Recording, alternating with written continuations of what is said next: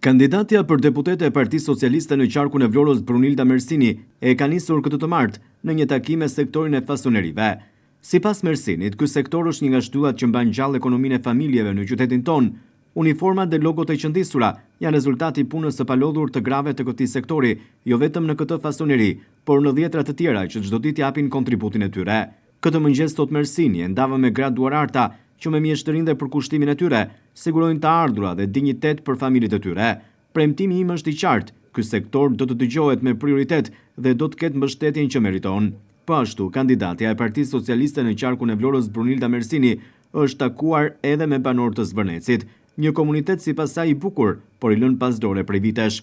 Gjatë takimit në Zvërnec u evidentua një nga problemet më të mëdha të zonës, që sipas Mersinit është mungesa e ujit të pishëm.